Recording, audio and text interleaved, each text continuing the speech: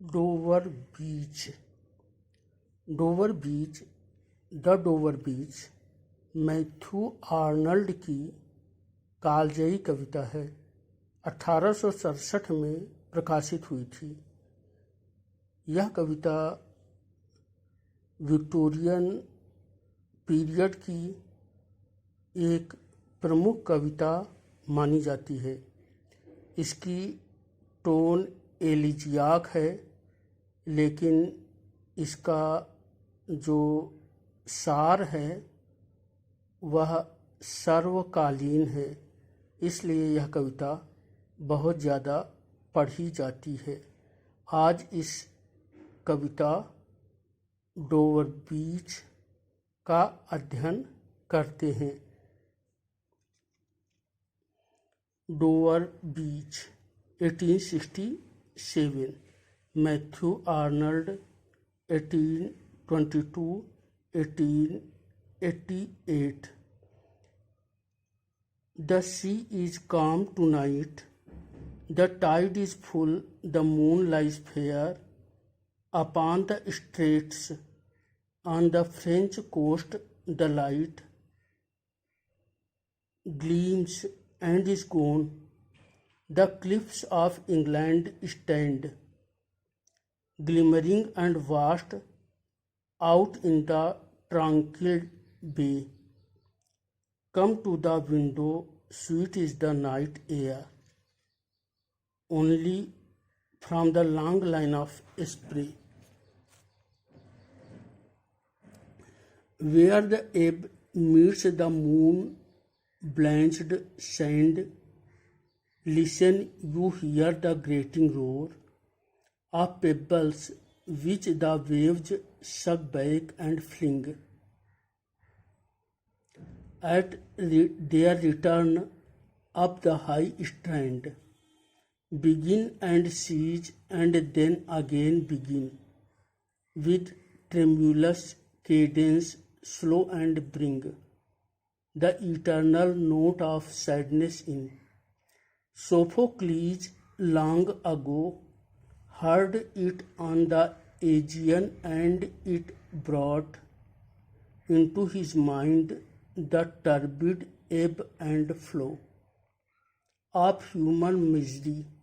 We find also the sound a thought, hearing it by this distant northern sea. The sea of faith was once too at the full, and round earth's shore lay like the folds of a bright girdle furled. But now I only hear its melancholy, long withdrawing roar, retreating to the breath of the night wind down the vast edges drear and naked shingles of the world. Ah, love, let us be true to one another, for the world which seems to lie before us like a land of dreams, so various, so beautiful, so new, hath really neither joy nor love nor light, nor certitude nor peace nor help for pain. And we are here as on a darkling plain, swept with confused alarms of struggle and fight, where ignorant armies clash by night, where ignorant armies clash by night, where ignorant armies clash by night. तो ये जो 37 पंक्तियों की कविता है, 4 अनुच्छेदों में विभक्त है। इसका हिंदी में अर्थ देखते हैं। कवि यानी मैथ्यू आर्नल्ड डोवर बीच पर अपने होटल में अपनी पत्नी प्रेमिका के साथ हैं। तो वे एक खिड़की पर आते हैं, विंडो पर आते हैं, जिससे समुद्र दिखता है, और वे कहते हैं the sea's calm tonight, आज की रात समुद्र शांत है। The tide is full, the moon lies fair, जो ज्वार हैं वो पूरी ऊंचाई पर हैं, चंद्रमा ऊपर सुंदरता से चमक रहा है। The moon lies fair upon the straits, जो स्ट्रेट है, स्ट्रेट यानी दो जली भागों को मिलाने वाला क्षेत्र स्ट्रेट कहलाता है। जल डमरू मध्य, तो अपॉन द स्ट्रेट्स, इस स्ट्रेट पर चंद्रमा सुंदरता से चमक रहा है। On the French coast the light gleams, France के तट पर जो प्रकाश है वो चमक रहा है। एंड इज गॉन, और वे प्रकाश चला गया है। The cliffs of England stand, Britain के तट पर जो क्लिफ्स हैं यानी जो ऊंची ऊंची टीलों जैसी जो पहाड़ियां हैं वे खड़ी हुई हैं, दिख रही हैं। ग्लिमरिंग एंड वास्ट, वो चमक रही हैं और विस्तार में फैली हुई हैं। आउट इन द ट्रंक्विल बे, इस शांत जो खाड़ी है, बे है, उसमें वे जो क्लिफ्स हैं इंग्लैंड के, वे जो फैले हुए हैं वे प्रकाशित हो रहे हैं, चमक रहे हैं। Come to the window, sweet is the night air, only from the long line of spray, तो वो कहता है कि कवि कहता है कि अपनी स्वीट हार्ट से कि वो विंडो पर आवें, और रात की हवा बहुत ही सुंदर सी है, और एक जो फुहार है वो समुद्र के पानी की उसकी एक लंबी सी पंक्ति उठ रही है।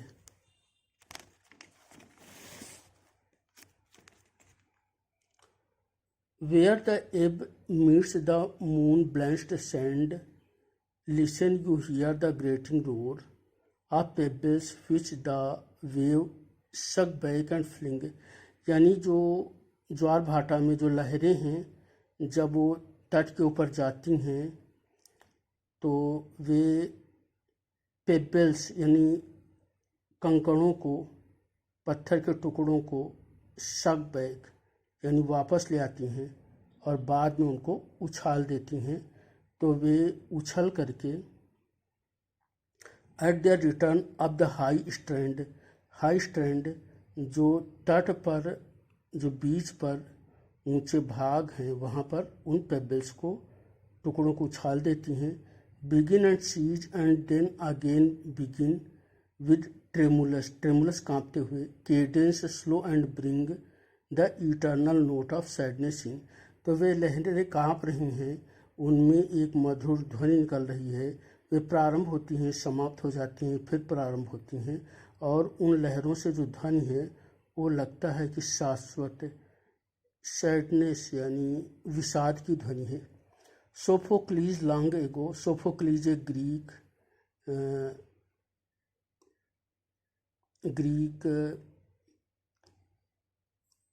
ड्रामेटिस्ट था। सोफोक्लीज एक ग्रीक नाटककार था।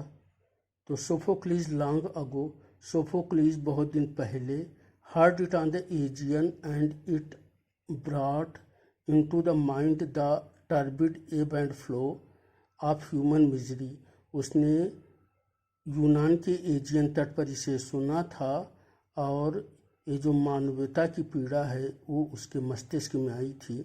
We find also in the sound a thought, hearing it by this distant northern sea, और हम इस दूर के उत्तरी समुद्र में भी इसे सुनते हैं, इस दुख को सुनते हैं जो सोफोक्लीज ने सुना था। The sea of faith was once too at the full and round earth's shores lay like the folds of a bright girdle furled, यानी जो आस्था का समुद्र था, धर्म का समुद्र था, जो पृथ्वी के कमर पर मेखला की तरह बंधा हुआ था, यानी जो पृथ्वी से संसार में जो फैला हुआ था। But now I only hear its melancholy long withdrawing roar retreating to the breath, लेकिन अब वो धर्म समाप्त हो गया है। अब केवल एक उसका स्वर, उसका लौटता हुआ स्वर, उसे मैं सुन रहा हूँ। अब the night wind down the vast edges drear and naked shingles of the world, और दुनिया की समस्याओं की, आस्थाहीनता के जो पत्थर हैं, उनकी आवाज़ को मैं सुन रहा हूँ। अंतिम पंक्ति है और कुछ लोग कहते हैं कि ये बाकी कविता से मेल नहीं खाती है। तो पोएट अपनी प्रेसी को कहता है, ah love let us be true to one another for the world which seems to lie before us like a land of dreams, so various, so beautiful, so new, hath really neither joy, nor love, nor light, nor certitude, nor peace, nor help for pain। यानी वो अपनी sweet heart से कहता है कि हम एक दूसरे के प्रति वफादार रहें, सच्चे रहें, निष्ठायुक्त रहें, क्योंकि जो दुनिया इतनी अच्छी, इतनी नई, इतनी सुंदर दिखती है, इसमें कुछ भी नहीं है। न तो ये सुंदर है, न नई है, और न इसमें कोई आनंद है, न प्यार है, और न कोई प्रकाश है, न निश्चितता है, न शांति है, न एक दूसरे की कष्ट में सहायता करने की है। And we are here as on a darkling plain, और हम यहाँ पर ऐसे हैं जैसे किसी अंधकार में, swept with confused alarms of struggle and flight, where ignorant armies clash by night, जैसे रात में भ्रमित होकर सेनाएं लड़ती हैं, वे आपस में एक दूसरे को मार डालती हैं, खुद के सैनिकों को मार डालती हैं, वैसे ही हम यहाँ इस दुनिया में भ्रमित होकर के जी रहे हैं। इसे थोड़ा और विस्तार से देखते हैं।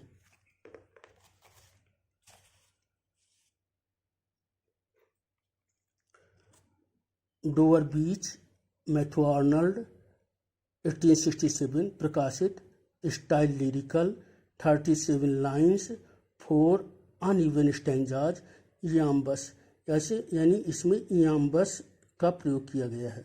इयाम्बस छंद है, इयाम्बस है। The poem describes poets feelings of one night. The poet is standing in a hotel room with his beloved wife whose window looks out on the sea front। Sophocles 496-406 BC। Sophocles 496 ईसा पूर्व पैदा हुआ था और 406 ईसा पूर्व मरा था, यानी उसकी मृत्यु 406 ईसा पूर्व हुई थी। Sophocles felt the melancholic emotion the Aegean sea shore near Greece. Light I enlightenment, light का अर्थ यहाँ इनलाइटनमेंट है। The poet says that today we stand in the world as if we stood on a dark plain full of vague alarms of struggle and flight। Thank you, धन्यवाद।